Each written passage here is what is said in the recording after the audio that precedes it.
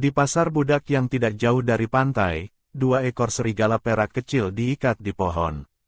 Di sampingnya, seorang pejantan yang terbungkus kulit hewan sedang menyerahkan sebuah ember berisi anak duyung kepada pedagang budak manusia hewan. Jika Sisi ada di sana, dia pasti akan mengenali orang yang bertingkah licik ini sebagai Chen Yuchen. Dia berkata dengan suara rendah, "Jual duyung kecil ini." Manusia hewan kalajengking bernama Xie itu mengangkat alis. "Oh, ini bisnis besar." Yuchen melambaikan tangan dengan tidak sabar, "Aku cuma mau uang, tidak mau kulit hewan." Di dalam ember air, duyung kecil itu menjulurkan kepalanya dengan polos. Langsian, serigala perak kecil, yang sedang diikat mengangkat kepalanya, matanya berbinar. "Xiaomu, lihat. Itu duyung kecil anak betina cantik yang pernah kita temui 2 kali."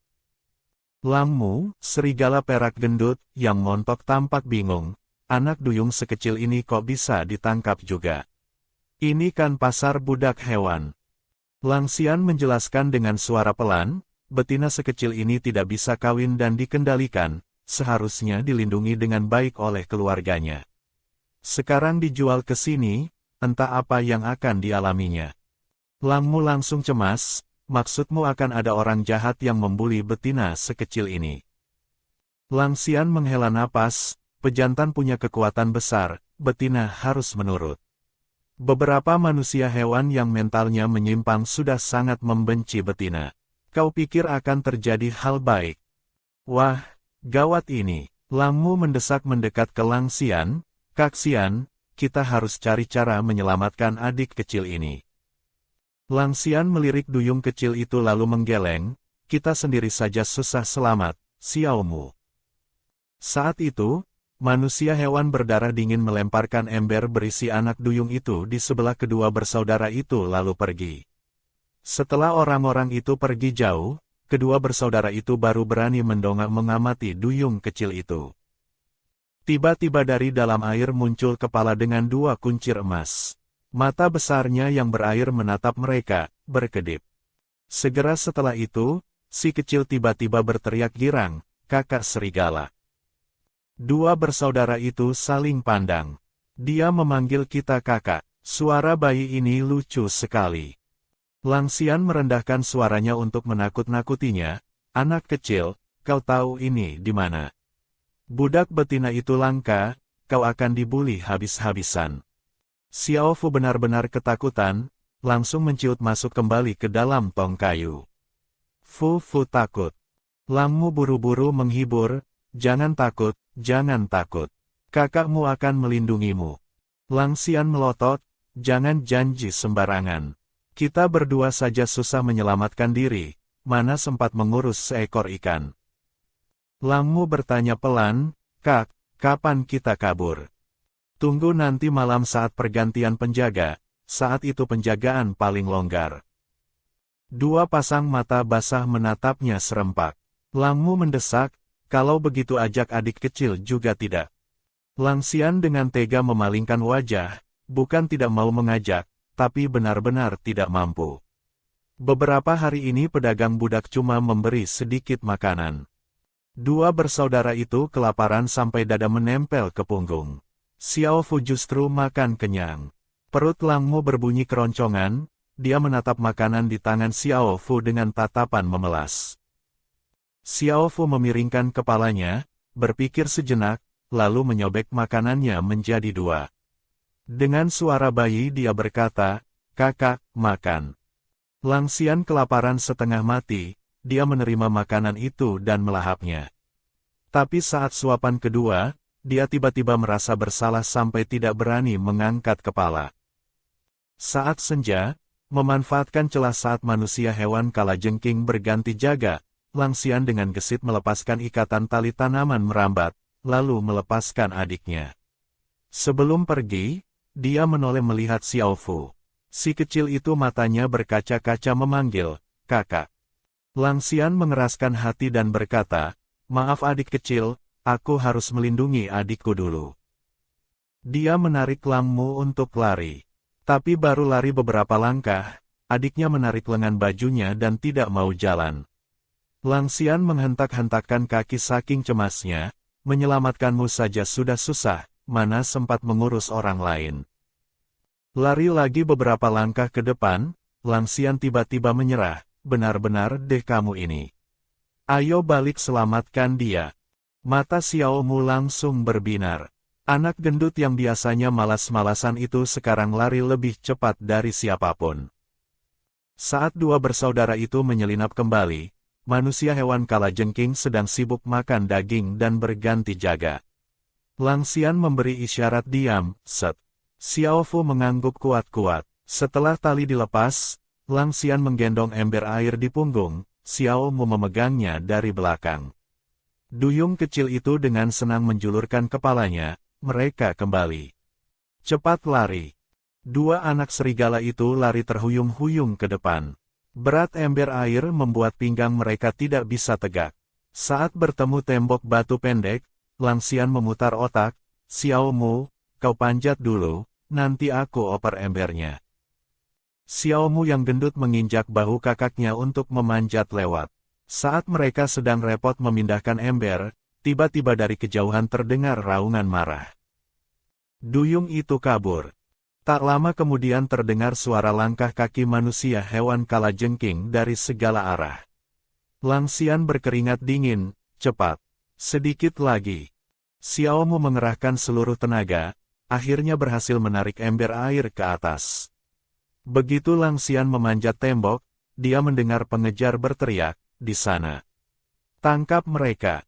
Xiao Mu baru sadar mereka terlalu lemah. Lari sendiri saja susah, apalagi membawa adik kecil. Mereka bersembunyi di balik pohon besar. Lang Xian menurunkan ember air. Duyung kecil Xiao Fu menjulurkan kepalanya, menatapnya dengan tatapan kasihan. Hati Lang Xian tersentuh. Dia bicara cepat, Fu, namamu Fu kan? Aku sekarang tidak bisa membawamu, tapi aku akan cari orang untuk menyelamatkanmu. Jangan takut, aku akan beritahu klanmu. Xiao Fu mengangguk patuh. Lang Xian menarik Xiao Mu dan lari. Manusia hewan berdarah dingin Xie menemukan Xiao Fu dan menghentak-hentakkan kaki karena marah. Pasti ulah dua anak serigala perak itu. Tapi anak serigala tidak berharga, betina duyung baru mahal. Dia memerintahkan anak buahnya berpencar, beberapa mengejar anak serigala, sisanya membawa anak duyung kembali ke pasar. Saat itu, dari langit tiba-tiba turun seekor burung bangau putih. Terlihat seorang manusia hewan bangau sedang menggendong seekor anak burung elang yang memakai penutup mata. Anak elang ini adalah Huo Juan, putra tunggal kepala suku elang merah, Qi Xiao. Meskipun baru berusia 6 tahun lebih, tapi pertumbuhan suku elang sangat cepat, tubuhnya seperti anak 7 tahun. Sayangnya dia buta sejak lahir dan selalu memakai penutup mata dari bulu. Huo Juan mencium aroma susu dan bertanya dengan penasaran, Paman He, apa di depan itu? Manusia hewan bernama Hesian menurunkan Huo Juan ke tanah dan berkata dengan lembut, Tuan muda, itu manusia hewan berdarah dingin. Mereka membawa seekor anak duyung. Mungkin mau dijual jadi budak hewan. Anak duyung. Paman He, duyung kecil itu adik perempuan atau adik laki-laki?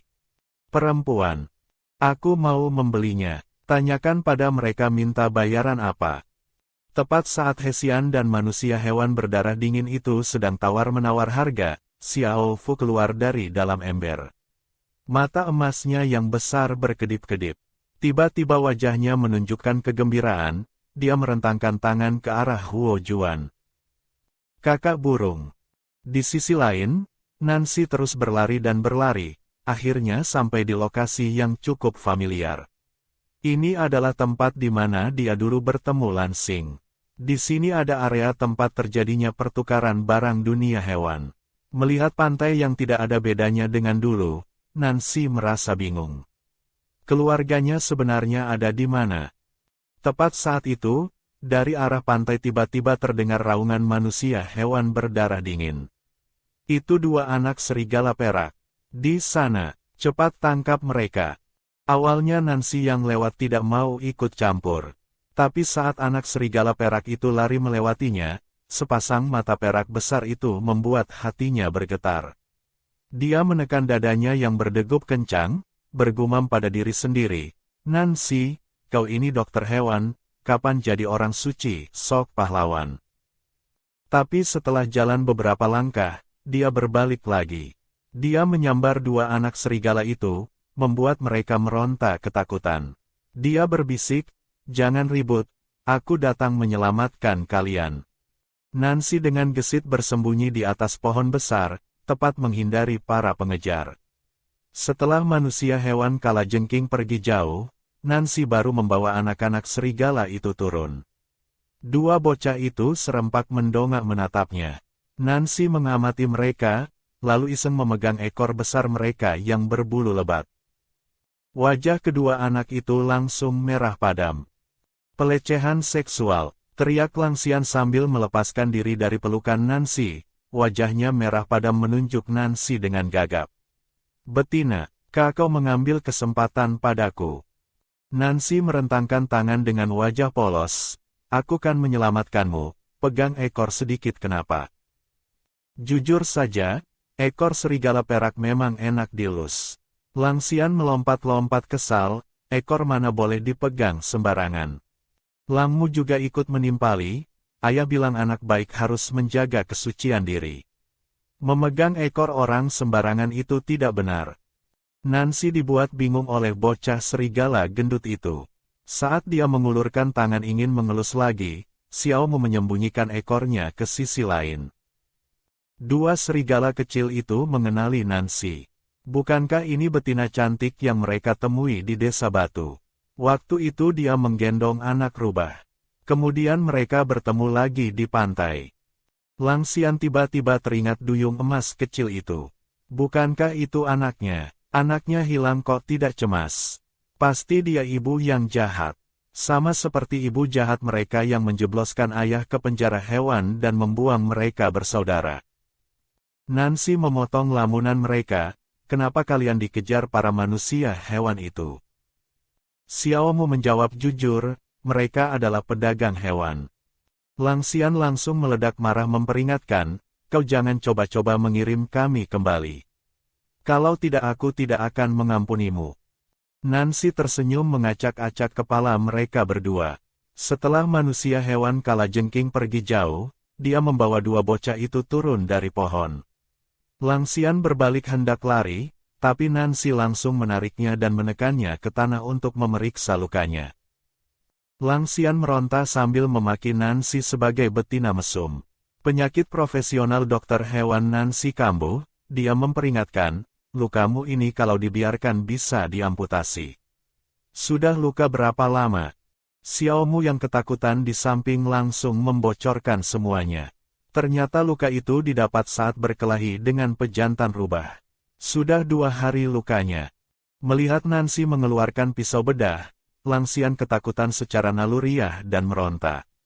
Nancy menahannya bersiap menyuntik bius. "Xiao Xian, jangan gerak. Aku mau buang daging busukmu." Xiaomu menyela di samping, dia itu kakak Xian." "Kakak, namaku Xiaomu." Nancy menyempatkan diri menyapa Xiaomu, "Halo Xiaomu, kalian bisa panggil aku Kakak Nan." Langsian melihat jarum suntik sungguhan langsung histeris. "Ah, jangan." Dia meronta sampai jarum biusnya patah. "Bocah kecil, bisa tenang tidak? Jangan paksa aku mencungkil dagingmu mentah-mentah." Nancy dengan cepat mengganti jarum kedua, dan saat Langsian lengah, dia menyuntikkannya. Langsian tiba-tiba sadar kakinya tidak sakit lagi. Wajahnya langsung pucat pasi, mengira kakinya sudah hilang. Nancy awalnya mau menggodanya, tapi melihat bocah itu mau menangis, dia akhirnya luluh dan menjelaskan itu efek bius.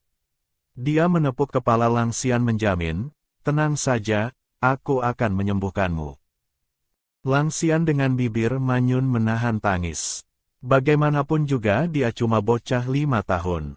Saat kepala Langsian ditepuk lembut oleh Nancy, telinga serigala peraknya bergerak tanpa sadar, tiba-tiba dia menjadi penurut. Nancy dengan cekatan menyelesaikan operasi dan membalut lukanya, lalu memberinya suntikan pemulihan cepat. Selesai. Tapi nanti kalau biusnya habis bakal sakit loh. Aku tidak takut sakit, seru Lang Xian keras kepala.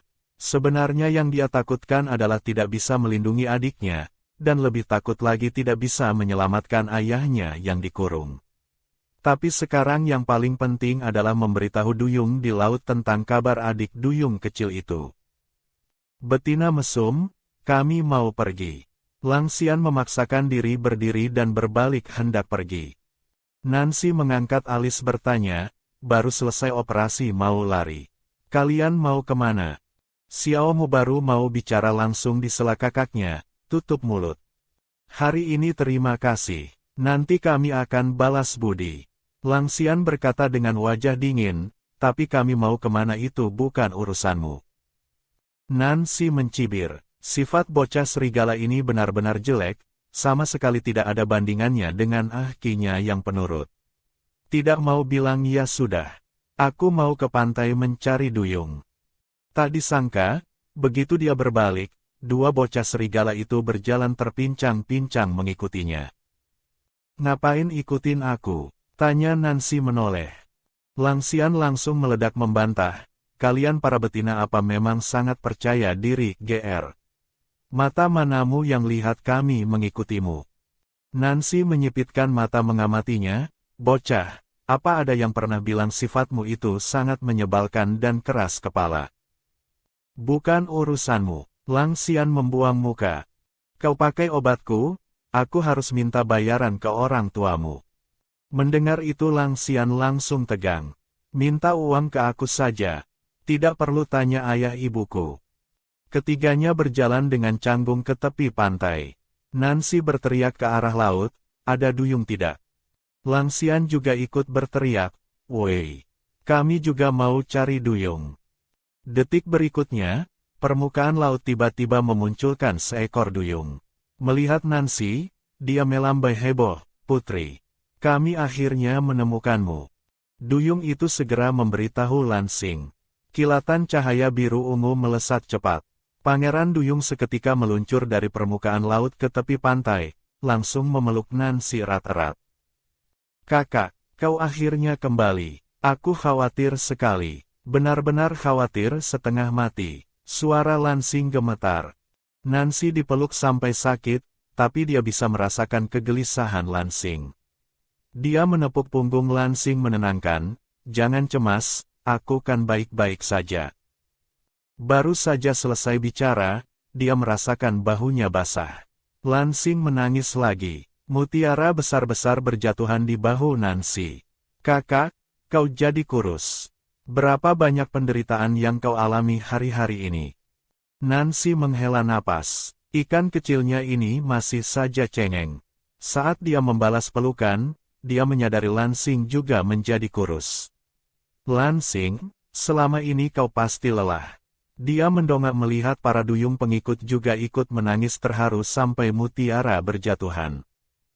Oh, putri akhirnya kembali. Para Duyung menangis sambil memunguti mutiara. Nancy menyerahkan botol kaca untuk menampung mutiara itu. Lang Xian mundur setengah langkah dengan jijik. Ikan-ikan ini kenapa lebih cengeng dari Xiao Mu? Dia menarik adiknya erat-erat dan berbisik, kakak, bagaimana kita memberitahu soal Xiao Fu? Lan Xing masih menangis sesenggukan di bahu Nancy. Nancy dengan sayang melepaskan pelukannya, tapi melihat wajah Lan Xing yang basah air mata, dia merasa gemas dan mencubit pipinya. Jangan menangis, nanti tidak ganteng lagi. Sambil menghapus air mata, Nancy iseng mencubit wajah Lan Xing menjadi berbagai bentuk. Kakak, jangan bully aku. Sikap Lan Xing yang pasrah membuat mata Nancy berbinar. Lang Xian benar-benar tidak tahan melihatnya. Kalian orang dewasa masih punya mood main-main. Anak kalian hilang tahu. Nancy seketika kaku. Kau bilang apa? Anak hilang. Wajah Lan Xing langsung pucat pasi. Dia dengan gemetar melepaskan tangannya. Kakak, Xiao Fu hilang. Hari itu saat mengejar kalian, aku menyelamatkan kakak Hubai, lalu menyadari semua orang sedang mencari Xiao Fu. Lan Xing bicara sambil mau menangis lagi, semua salahku tidak bisa melindungi kalian dengan baik. Nancy memegang lansing yang hampir ambruk sambil menatapnya tajam. Kita jangan menyalahkan diri sendiri dulu. Yang mendesak sekarang adalah mencari anak itu. Nancy tiba-tiba menatap tajam ke arah Langxian. Kau tahu sesuatu kan? Langxian mendongak menatap matanya. Kalian benar-benar tidak tahu kalau duyung kecil itu dijual. Dijual. Dua kata itu meledak bagai bom. Nancy dan Lansing berteriak kaget bersamaan. Lansing segera berjongkok mensejajarkan pandangan dengan Langxian. Duyung lain berenang berputar-putar saking cemasnya. Kalian khusus mencari klan duyung apa karena tahu keberadaan Xiao Fu? Suara Nancy gemetar. Dua serigala kecil saling pandang. Langxian mengamati Nancy dengan teliti. Awalnya dia mengira Nancy sengaja menelantarkan anak, tapi melihat kecemasannya sekarang, sepertinya dia benar-benar tidak tahu. Langxian memutuskan menceritakan yang sebenarnya. Kami melihat ikan kecil emas itu. Kepalanya dikuncir dua, dia bilang namanya Fu. Lansing langsung mencengkeram bahu Langxian. Di mana melihatnya? Cepat beritahu aku. Langxian agak pusing diguncang-guncang. Di pasar transaksi tepi pantai, ada manusia hewan berjubah yang menyerahkannya ke klan Kalajengking, Xie, untuk dijual. Wajah Lansing seketika pucat tanpa darah. Para duyung menangis histeris, mutiara berjatuhan gemerincing. Putri kecil kita, bagaimana bisa dijadikan budak hewan? Para duyung menangis sambil memunguti mutiara. Nancy menggenggam tangan Lansing dengan kuat. Sekarang bukan waktunya untuk hancur. Xiao Fu masih menunggu kita selamatkan. Semua duyung yang bisa berubah wujud segera memunculkan kaki dan memakai pakaian. Ekor Lansing bersinar samar dan berubah jadi kaki. Nancy menggandengnya erat, berbisik memberi instruksi, semuanya ingat, keselamatan anak adalah prioritas utama. Para duyung serempak menjawab, siap.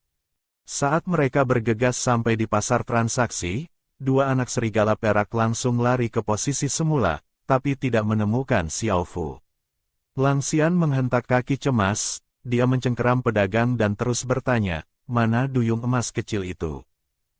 Pedagang itu menghempaskannya dengan tidak sabar, klan Kalajengking sudah membawanya pergi sejak tadi. Siapa yang tahu dijual kemana? Nancy bertanya ke sana kemari, akhirnya mendapat konfirmasi bahwa hari ini memang ada anak duyung emas yang dijual di sini. Lansing menggigit bibir sampai berdarah, matanya merah padam, kepalan tangannya berbunyi krak. Nancy sangat cemas dalam hati, tapi tetap menenangkan Lansing dulu. Lansing, Xiao Fu itu duyung emas kecil. Di tempat kami, ikan mas koi itu simbol keberuntungan. Dia pasti akan baik-baik saja. Dia menoleh mengatur duyung lain, kalian beberapa terus cari petunjuk di sini. Harus temukan jejak Xiao Fu. Dia menatap Langxian dan Langmu yang merasa bersalah. Kalian berdua ikut aku dulu. Siapa sangka baru saja dia mengulurkan tangan, Langxian mundur cepat, menyeret kakinya yang terluka menarik Langmu lari. Jangan lari, beberapa duyung berteriak mau mengejar. Nancy menahan mereka. Sudahlah, mereka juga anak-anak malang yang ditangkap pedagang hewan. Kalau mau pergi biarkan saja. Kita lanjut cari Xiao Fu. Di sisi lain, Langmu ditarik sampai ngos-ngosan. Kak Xian, kenapa lari? Langxian tiba-tiba berhenti dan memukul pohon. Semua salahku, suaranya gemetar. Harusnya aku selamatkan kalian semua. Kepalan tangan kecilnya sudah lecet tapi dia tidak merasakan sakit.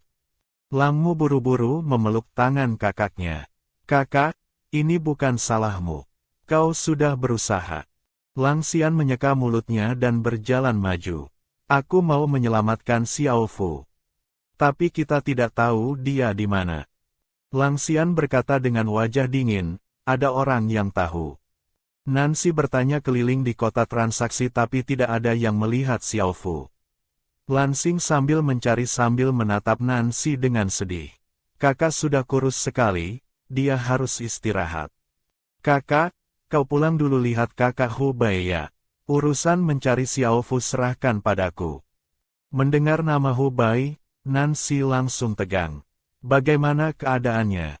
Hubei demi menyelamatkannya telah mengaktifkan garis darah kuno. Dia paling tahu betapa berbahayanya hal itu. Kakak jangan khawatir, kakak Hubei memang lemah tapi tidak ada bahaya yang mengancam nyawa. Nancy mengangguk. Kalau begitu kita bagi tugas. Kau bawa orang lanjut cari Xiao Fu, aku pulang dulu lihat Hubei.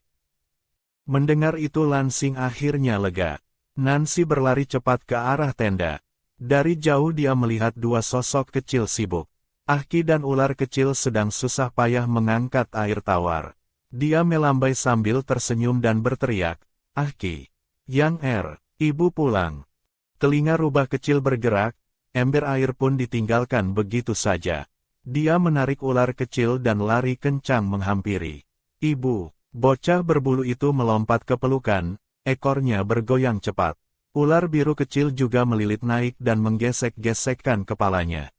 Nancy dengan lembut mengelus mereka bergantian. Ayah kalian mana? Bagaimana dia? Anak rubah itu perlahan melepaskannya. Ayah ada di dalam tenda menunggumu. Saat Nancy sampai di pintu tenda, Hubei yang mendengar suara sedang bersiap keluar.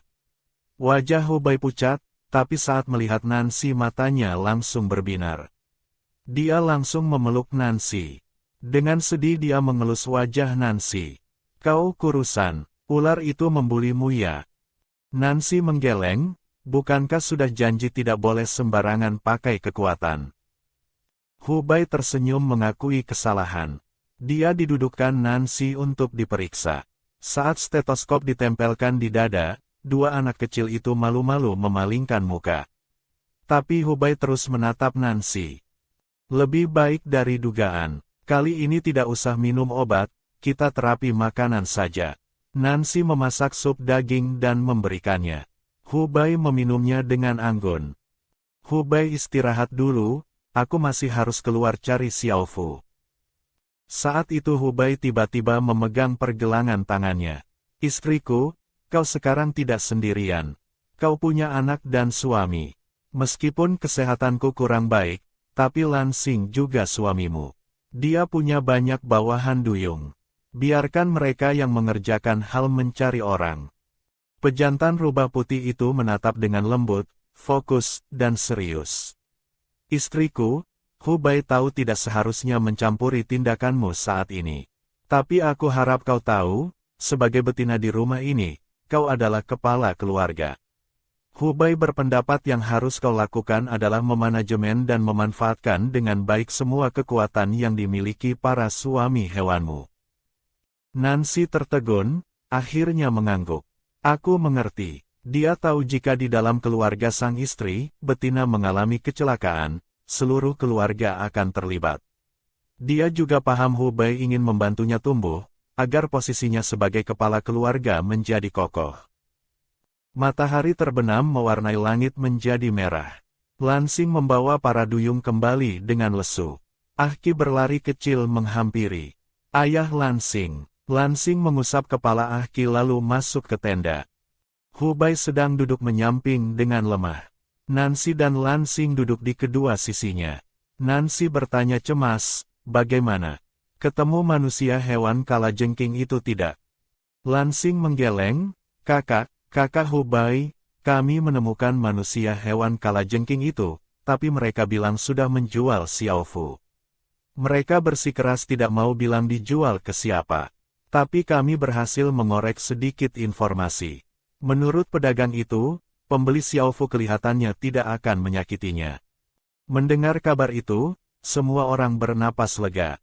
Saat itu Nancy berkata dengan tegas, besok aku dan kau akan pergi bersama menemui klan kalajengking itu. Sebaiknya bisa bertemu pemimpin mereka. Dua pejantan serempak menatapnya. Di keluarga hewan, betina adalah pengambil keputusan. Keputusan Nancy sangat penting bagi Hubei dan Lansing. Hubei bertanya bingung, apa itu, Hua Siren? Nancy menjelaskan, seperti kepala desa atau ketua suku, pemimpinnya. Mendengar itu Lansing langsung berkata, pemimpin manusia hewan kalajengking di pesisir bernama Xie. Mendengar nama itu, Hubai dan Nancy mengerutkan kening. Mereka teringat manusia hewan yang bertarung dengan Xuan Jing sebelumnya. Xie adalah ketua suku kalajengking generasi ini, Raja Hewan tingkat 7. Karena kekuatannya yang besar, dia memimpin kalajengking generasi ini bertindak semena-mena. Selanjutnya Lansing menjelaskan secara rinci pembagian kekuatan di benua timur. Rawa timur dikuasai manusia ular pengembara Xuan Jing, pantai timur dikuasai manusia hewan berdarah dingin Xie, gunung tinggi timur dikuasai manusia hewan elang merah Xiao. Sedangkan di laut timur yaitu suku Duyung, kekuatan terbesarnya hanya Raja Hewan tingkat 6 yaitu Pangeran Lansing dan Putri Chuchen. Nancy diam-diam melirik Hubai. Sebenarnya di hutan timur masih tersembunyi Raja Hewan tingkat 7 ini, Raja Rubah Hubai. Tapi rahasia ini tidak diketahui manusia hewan lain. Setelah mendengar penjelasan, Nancy tetap bersikeras besok mau menemui Xie. Lansing khawatir dirinya tidak bisa mengalahkan Raja Hewan tingkat 7 di daratan. Hubai ingin memaksakan diri menemani, tapi ditahan Nancy. Dia tahu kondisi Hubai lemah, jadi memerintahkannya istirahat di rumah. Keluarga ini sekarang memang menemui banyak masalah, tapi semua anggota keluarga besar maupun kecil bersatu padu. Nancy melihat mereka, hatinya terasa hangat. Selama semua bersatu, tidak ada rintangan yang tidak bisa dilewati. Lansing tiba-tiba teringat sesuatu, kakak, tenda ini terlalu sederhana. Aku dan kakak Hubai sudah menemukan tempat bagus di dekat sini. Sudah membuat gua dan membersihkannya. Apa kita mau pindah ke sana? Sebenarnya tenda bisa saja dipakai, tapi kurang aman. Mereka sudah lama menyiapkan tempat tinggal yang lebih baik, tinggal menunggu Nancy kembali untuk pindah bersama. Hubai terus bertahan di tenda bobrok ini karena takut Nancy kembali dan tidak menemukan mereka. Nancy sekarang pikirannya penuh soal Xiao Fu, tidak ada mood mengurus pindahan. Lansing melirik Hubai, lalu membujuk pelan, kakak, aku tahu kau cemas soal Xiao Fu. Tapi kau adalah yang terpenting di keluarga ini. Nancy baru mau bicara, melihat tatapan khawatir kedua suaminya, akhirnya menghela napas dan setuju. Ahki bergegas masuk tenda memapah Hubai. Lansing membantu Nancy membereskan barang. Semua orang sibuk bersiap pindah rumah. Nancy melihat keluarga yang berkumpul kembali, memikirkan Xiao Fu yang hilang, juga memikirkan 27 hari lagi dia akan pergi. Hatinya campur aduk. Tiba-tiba dia mengeluarkan ponsel, menyuruh semua jangan bergerak. Dia mengarahkan ponsel ke arah laut dan matahari terbenam. Cekrek. Sebuah foto keluarga terambil. Di foto itu, Hubai yang berwajah pucat menatapnya dengan lembut. Ahki menopang tubuh ayahnya menatap kamera dengan penasaran. Ular kecil berusaha maju ingin masuk frame. Lansing memiringkan kepala berdiri di samping. Nancy dikelilingi semua orang di tengah. Sebagai gadis yang tumbuh di bumi, Nancy awalnya hanya menerima monogami. Saat baru datang ke dunia hewan, dia sangat tidak terbiasa. Tapi di bawah pengaturan sistem kelahiran, dia terpaksa mengontrak banyak suami dan melahirkan anak. Sekarang dia mulai perlahan menerima budaya dunia hewan, menjadi inti dari keluarga besar ini. Lokasi gua baru sangat bagus. Begitu keluar pintu bisa melihat pemandangan laut yang megah. Lansing bilang suku Duyung sudah mengamati, air pasang pun tidak akan sampai ke sini. Membayangkan Nancy akan tinggal di tempat yang dia pilih, mata lelah Lansing akhirnya berbinar. Di dalam gua masih terlihat jejak pahatan baru. Meski sekarang hanya ada kasur batu, tapi jauh lebih kokoh dari tenda. Nancy menggelar kulit hewan dan berkata pada Hubai, kau badannya tidak sehat, tidurlah di sini. Hubai menatapnya kaget, lalu melihat Lansing. Lansing bukannya marah malah mengangguk, kakak Hubai memang harus tidur di gua. Aku istirahat di tepi laut saja, besok pagi datang lagi. Hatinya masih memikirkan Xiao Fu, sama sekali tidak peduli detail semacam ini. Sebelum pergi Lansing tersenyum, "Kakak, kalian istirahat yang baik. Besok masih harus menemui Sie." Ahki dan ular kecil tidur di gua bagian luar. Hubei dan Nancy berbaring di kasur batu di gua bagian dalam. Ini pertama kalinya Hubei dalam wujud manusia tidur satu selimut dengannya. Biasanya kalau tidak dalam wujud hewan, ia tidur terpisah. Nancy yang kelelahan sudah mengantuk. Hubei memiringkan tubuh menatapnya, berkata dengan sedih, "Istriku, kau jadi kurus sekali. Selama beberapa hari ini pasti kau banyak menderita." Membayangkan Xuan Jing yang tidak punya perasaan itu, hati Nancy merasa perih. Dalam keadaan setengah sadar, dia bergumam, "Aku tidak kurus kok, malah jadi lebih kekar. Kalau tidak percaya, coba saja raba." Begitu kalimat itu keluar, Nancy langsung menyesal. Ya Tuhan, apa yang barusan dia katakan? Dia menyuruh Hubei meraba ototnya. Memalukan sekali. Belum sempat Nancy bereaksi, tangan panjang Hubei sudah terulur.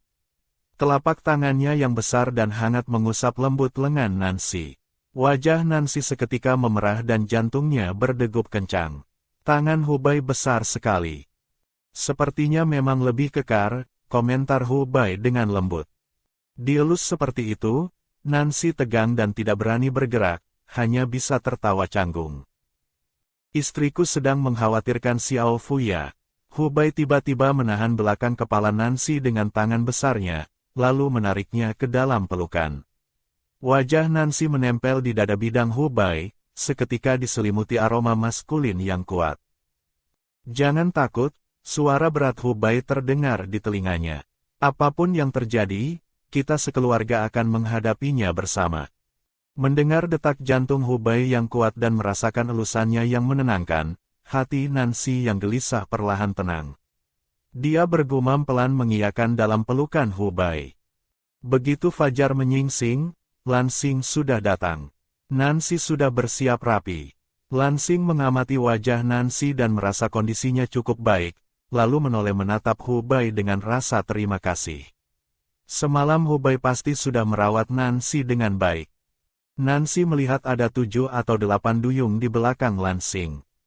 Lansing buru-buru menjelaskan, mereka semua adalah anggota klan yang bisa mengubah ekor menjadi kaki. Bagaimanapun juga, duyung yang bisa bergerak di darat tidak banyak. Nancy berpikir sejenak lalu berkata, meskipun Xiaofu dijual oleh manusia hewan, tapi sekarang menemukan orang adalah yang terpenting. Sebelum keberadaannya dipastikan, sebaiknya kita tidak bentrok langsung dengan manusia hewan kalajengking itu. Bergerak diam-diam, low profile, lebih cocok untuk saat ini. Dia menoleh menatap Ahki, "Ahki, jaga ayahmu baik-baik ya." Hubei ingin ikut pergi, tapi Nancy menggeleng pelan. "Xiao Bai, kau harus memulihkan kesehatanmu dulu. Yang paling kami butuhkan adalah dirimu yang sehat. Kau tahu kan, kau adalah Raja Rubah tingkat 7. Kalau kau pulih sepenuhnya, kekuatan seluruh keluarga akan meningkat pesat." Meskipun Hubei enggan, dia tidak berani membantah perintah Nancy. Dia hanya berpesan berulang kali, "Istriku, kau harus hati-hati. Kau adalah yang paling penting di keluarga ini." Membayangkan ular itu, Hubei menahan batuk, dalam hati mengeluh karena keluarganya memang kekurangan pejantan petarung yang kuat. Sisi memanfaatkan momen pertarungan antara ular dan kalajengking untuk kabur dari tangan suami ular berdarah dingin itu. Tapi saat dia kembali, dia malah mendapat kabar putrinya, Xiaofu, hilang dan bahkan dijual oleh manusia hewan. Mereka sudah bertanya lama di pasar budak, tapi tidak mendapatkan info siapa pembelinya. Akhirnya Nancy dan Lansing membawa rombongan menuju suku manusia hewan kalajengking untuk bernegosiasi langsung dengan pemimpin suku Xie. Hubei dan Ahki ditinggal di rumah, tapi ular kecil yang diam-diam mengikuti Nancy. Pantai timur dipenuhi bebatuan besar dan gundukan tanah. Manusia hewan berdarah dingin tinggal di dalam lubang-lubang tanah ini. Ketika para manusia hewan kalajengking melihat suku duyung, awalnya mereka bersiul menggoda duyung jantan. Tapi begitu melihat Nancy, mereka tertegun. Seorang manusia hewan menjilat lidah ungunya dan lari kembali ke dalam suku sambil berteriak, ada betina cantik sekali datang. Semuanya cepat lihat. Nancy berdiri diam tanpa kata, dalam hati membatin kenapa dari sekian banyak duyung, mereka malah menyorotinya. Tak lama kemudian, para manusia hewan kalajengking mengerumuni mereka.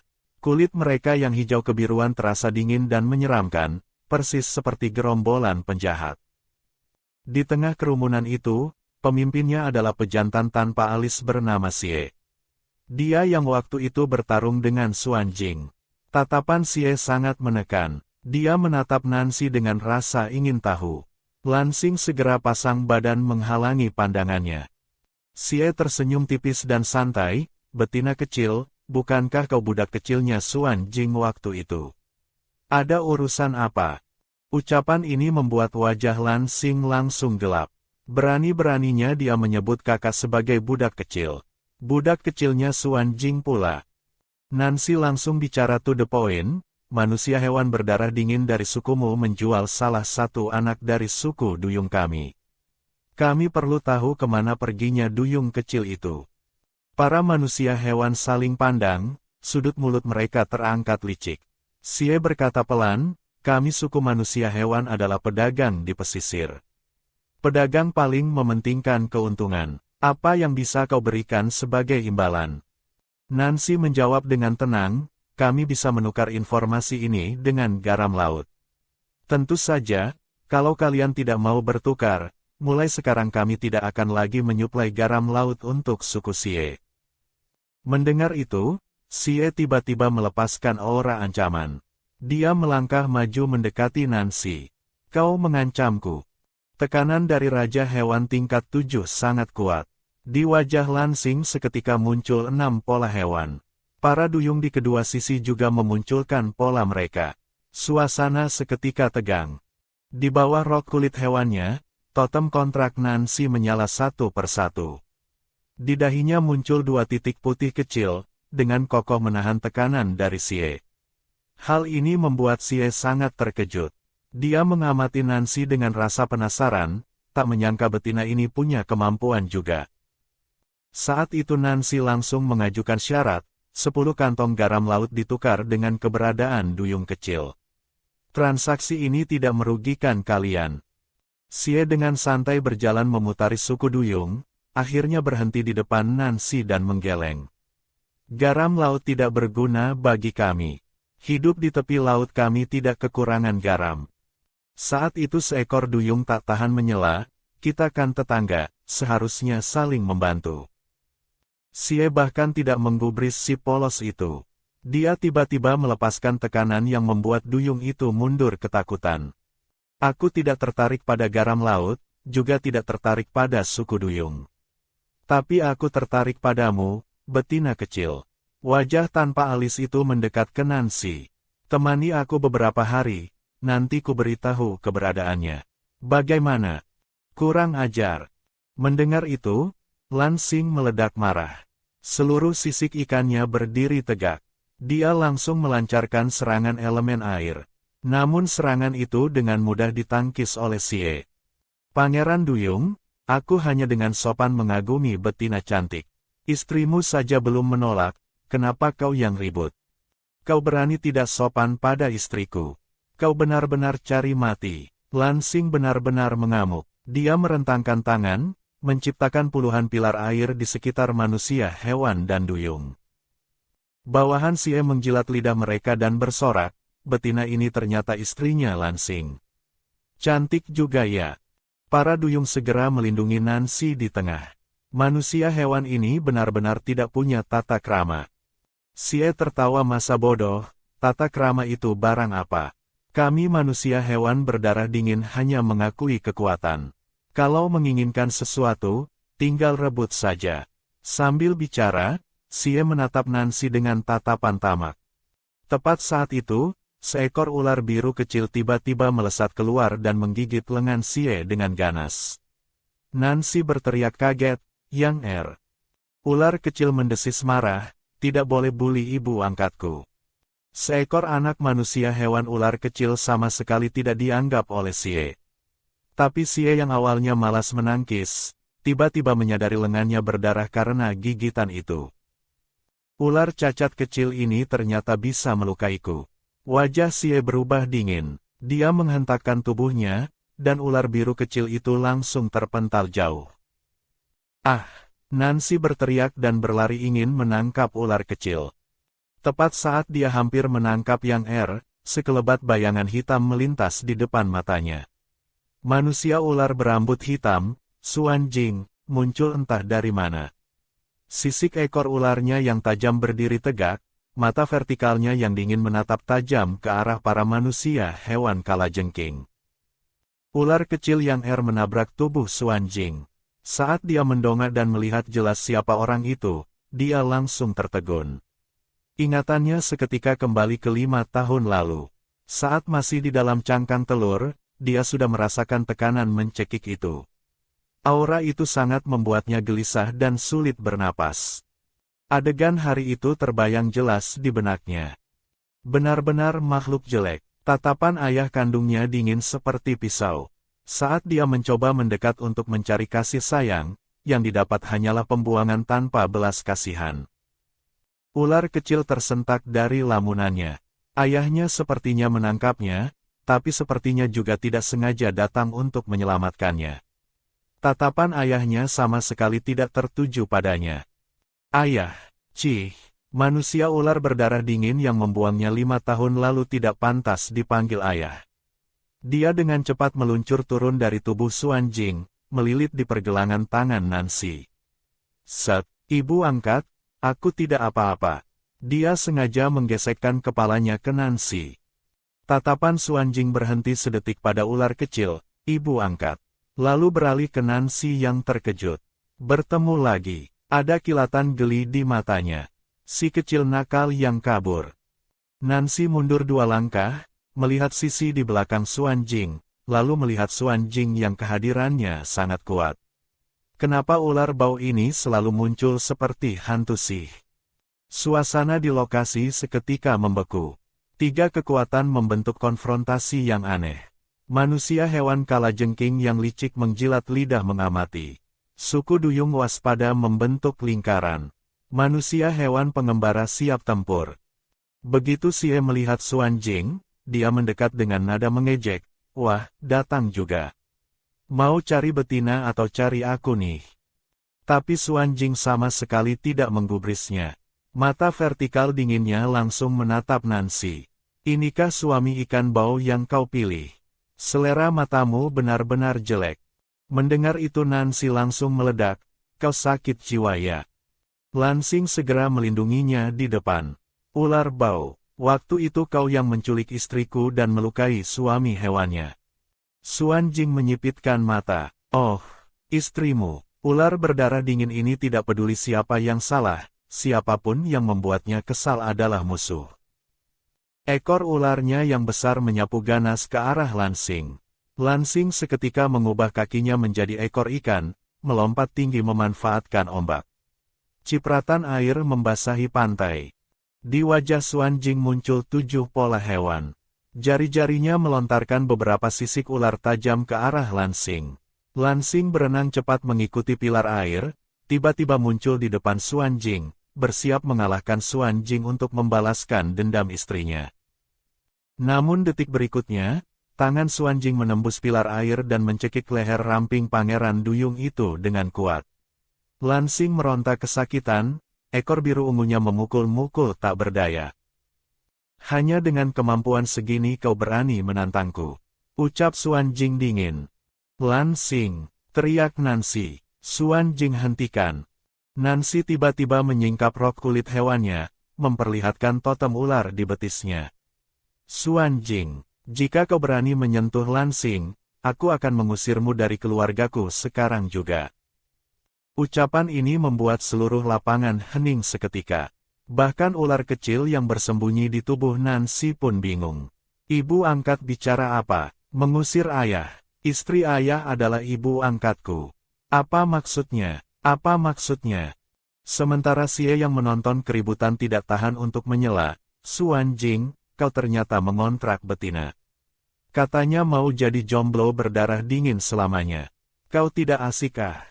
Manusia hewan kalajengking lain agak terdiam. Lagi seru-serunya drama rumah tangga orang, bos ngapain nyelasih.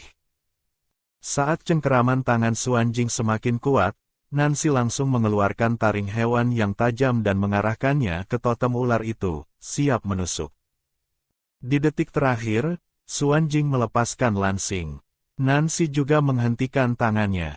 Tatapan Raja Ular itu menjadi benar-benar dingin. Demi ikan bau ini, kau bahkan mau menghancurkan hubungan pasangan kita. Dulu terjadi begitu banyak hal, kau tidak pernah sekalipun punya pikiran ini. Lansing yang baru bisa bernapas kembali lagi-lagi pasang badan di depan Nancy. Di sisi lain, Xie masih terus mengompori, Suan, istrimu tidak menginginkanmu tuh. Dia demi jantan lain membuangmu. Membuangmu yang seorang Raja Ular tingkat 7, bos para pengembara. Dia tidak mau kau. Tidak apa-apa, kan masih ada aku. Oh. Detik berikutnya, wush, wush. Dua sisik ular yang berkilau dingin terbang menyerempet wajah Xie dan menancap dalam di batu di belakangnya. Xie langsung tutup mulut. Suan Jing yang sekarang sedang tidak bisa diganggu. Nancy mengepalkan tangan. Dia tahu saat ini dia tidak boleh mundur. Sekali mundur, ular berdarah dingin ini akan menginjak kepalanya dan menindas semua suaminya. Sekarang harus adu keras. Lagi pula dunia hewan punya aturan, jantan tidak boleh menyakiti betina. Kalau putus kontrak, jantan yang rugi. Kalau betina celaka, jantan yang terikat kontrak juga ikut mati. Melihat Suan Jing semakin mendekat dan Nancy hampir tidak kuat menahan, Suan Jing tiba-tiba menoleh dan membentak Xie, dia mau tahu apa, beritahu dia. Xie yang sedang asyik menonton drama langsung bingung, apa-apaan? Suan Jing, kau berani memerintahku. Belum selesai bicaranya, belasan sisik ular terbang ke arahnya. Xie langsung ciut, pergi. Panggil pedagang-pedagang itu ke sini. 4 manusia hewan pedagang datang dengan gemetar. Ketua, ada apa memanggil kami? Xie duduk menyilangkan kaki menonton drama. Sebentar melihat lansing yang jelek menurutnya, sebentar melihat Suan Jing yang galak, terakhir menatap Nancy. Keluarga ini menarik juga. Mereka tanya duyung kecil itu dijual ke siapa? Jujur saja. Apa itu duyung emas kecil yang kemarin? Nancy mendesak maju. Dia di mana? 4 manusia hewan itu tergagap. Xie melirik, membocorkan info pembeli itu melanggar aturan. Xie dengan tidak sabar mengibaskan ekornya. Apa ucapanku sudah tidak mempan? Mereka baru mau buka mulut, itu. Manusia hewan burung dari Gunung Tinggi Timur. Tepatnya suku Bangau. Mereka sangat royal, menukar dengan bulu, kulit hewan, dan telur burung. Nancy dan Lansing saling pandang, sama sekali tidak punya petunjuk. Suan Jing sepanjang waktu menatap Nancy lekat-lekat. Teringat mereka pernah kawin dan punya anak, dia mengurungnya, memaksanya latihan, melakukan begitu banyak hal keterlaluan, Nancy tidak pernah mengancam pakai kontrak. Sekarang demi ikan bau itu, dia mau putus hubungan. Saat itu Suan Jing tiba-tiba berteriak dingin, Nancy. Nancy kaget. Suami ular berdarah dingin ini meledak emosinya. Suami ular yang posesif dan agresif ini telah menghajar adik duyungnya sampai babak belur. Nancy tahu dia tidak boleh mengalah. Dia harus melawan suami ular ini sampai akhir. Tepat saat dia mengarahkan taring tajam ke totem ular untuk menusuknya, suami ular itu melepaskan adik duyungnya. Tatapan Suan Jing benar-benar dingin. Dia tidak percaya Nancy demi ikan bau itu mau menghancurkan hubungan mereka. Dulu banyak kejadian, Nancy tidak pernah berpikir begitu. Xie yang suka keributan masih mengompori, Suan, istrimu tidak mau sama kamu tuh. Dia lebih pilih jantan lain. Begitulah, jantan berdarah dingin itu akhirnya meledak. Suan Jing yang tidak pernah memanggil nama lengkap Nancy, berteriak keras, Nancy. Lalu dia melesat muncul di depan Nancy. Tekanan aura yang dipancarkannya tidak bisa diabaikan. Lansing segera menghalangi di depan Nancy, bertanya dengan suara rendah, "Ular, kau mau apa pada kakak?" Meskipun lawan adalah Raja Hewan tingkat 7, Lansing tidak akan membiarkan dia membuli istrinya. Di dunia hewan, keluarga berpusat pada betina, kebanyakan jantan menurut pada betina. Tapi selalu ada jantan dominan yang suka cari masalah. Xie bersorak di samping, "Wah, seru nih." Manusia ular berdarah dingin itu menyapu pandangan ke sekeliling, akhirnya tatapannya jatuh pada Lansing. Tiba-tiba totem emas di dada Xuan Jing bersinar. Itu adalah simbol kontrak pasangan. Semakin dekat ke jantung, semakin dalam cintanya. Totem ular Nancy ada di betis, menandakan dulu dia sama sekali tidak menyukai Xuan Jing. Tapi totem milik Xuan Jing ternyata menempel tepat di jantungnya. Memanfaatkan momen Lansing yang tertegun, manusia ular itu langsung menyambar Nancy dan membawanya pergi. Xie sengaja memprovokasi lagi, "Pangeran Duyung, kok kau biarkan istrimu dibawa lari ular itu? Itu kan manusia ular berdarah dingin loh." Meskipun Lansing kesal, tapi teringat posisi totem di jantung itu, dia merasa ular itu tidak akan menyakiti istrinya. Sekarang dia harus segera mencari Xiaofu berdasarkan info tadi. Jadi dia tidak banyak bicara, berbalik membawa pasukannya terjun ke laut. Xuan Jing menggendong Nancy bergerak secepat kilat. Nancy meronta sekuat tenaga, "Lepaskan aku, Xuan Jing." Ular biru kecil merayap keluar dari pelukan Nancy dan menggigit Xuan Jing dengan keras sambil mendesis, "Ular bau. Lepaskan ibu angkatku." Xuan Jing menunduk melihat betina kecil yang marah dan ular biru kecil yang memamerkan taring di pelukannya. Sudut bibirnya terangkat membentuk senyum penuh arti. Sekejap mata mereka sampai di tepi tebing yang pemandangannya indah. Ekor ularnya melilit dahan pohon, tubuh bagian atasnya menggantung di atas air terjun. Nancy melihat ke bawah dan langsung ketakutan setengah mati. Ini kan jurang maut. Tanpa sadar dia memeluk Xuan Jing erat-erat dengan tangan dan kakinya. Xuan Jing sengaja melepaskan satu tangannya perlahan. Nancy berteriak dan memeluk lebih erat. "Xuan Jing, kau mau apa? Kau sengaja menakut-nakutiku ya? Aku kan cuma menakutimu sekali, aku tidak benar-benar mau membunuhmu kan?" Mendengar itu, manusia ular itu melepaskan tangan satunya lagi. Nancy bergelantungan sepenuhnya di tubuh Xuan Jing, hampir menangis. "Perlu ia balas dendam begini? Perlu ia menakutiku begini?" Ular kecil mengibaskan ekornya dengan cemas. Xuan Jing menunduk menatap Nancy yang gemetar ketakutan. "Mati bersama juga tidak buruk," kata Xuan Jing. "Kau gila, orang gila. Gila juga bagus, lebih baik daripada dibuang." Nancy benar-benar ketakutan. Dia membenamkan wajahnya di bahu Xuan Jing, suaranya seperti mau menangis. "Tidak mau, aku belum mau mati." Saat itu manusia ular berdarah dingin bertanya datar, "Masih berani minta putus hubungan pasangan?" Nancy menggeleng kuat-kuat, lalu mengangguk cepat. "Aku tidak akan bilang begitu lagi." Xuan Jing menikmati ketergantungan Nancy yang langka ini. Lengannya kembali memeluk Nancy, sengaja tidak memeluknya terlalu erat. Suara beratnya terdengar memanjakan, "Kalau berani mengancamku lagi, tahu kan akibatnya." Nancy menjawab dengan suara teredam, "Tidak akan. Aku tahu tidak boleh begitu."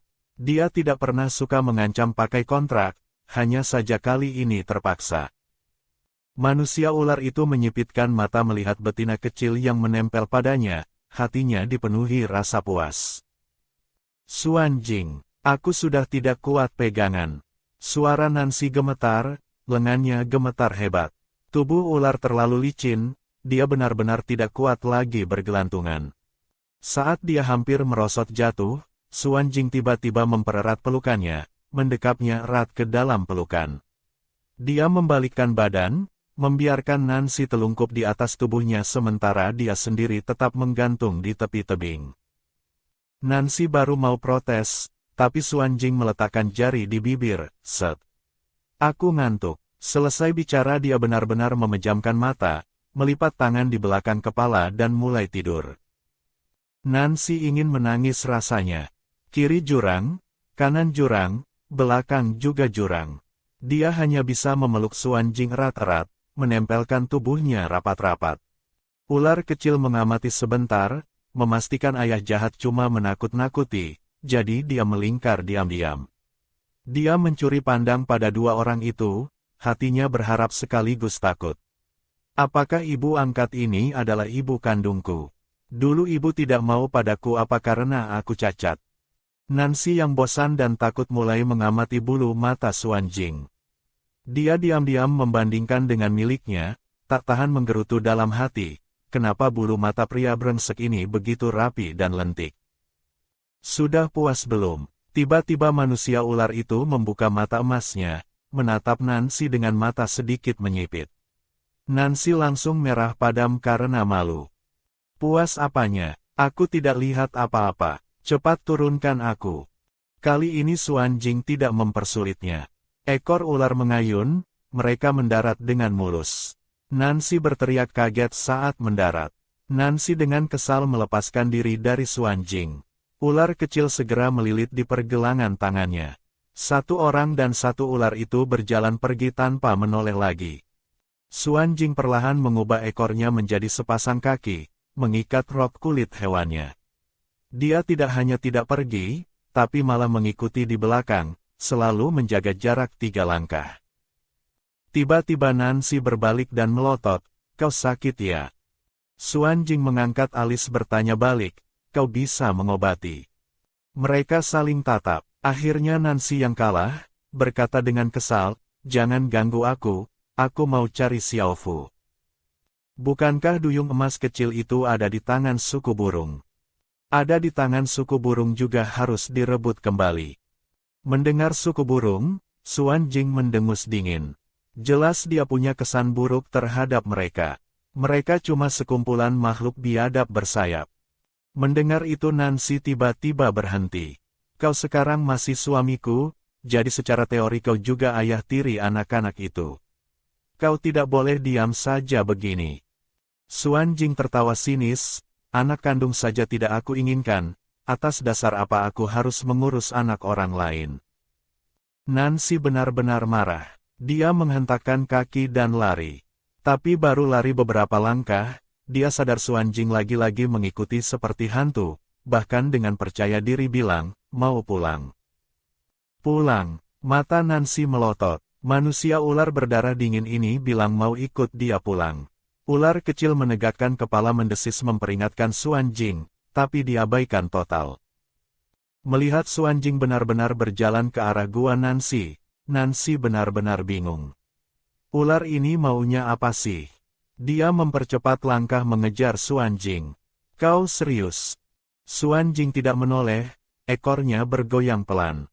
"Memangnya kenapa, istriku?" Dua kata terakhir diucapkannya dengan penekanan khusus, terdengar sangat ambigu. Telinga Nancy terasa panas. Ular bau ini pasti sedang mempermainkannya.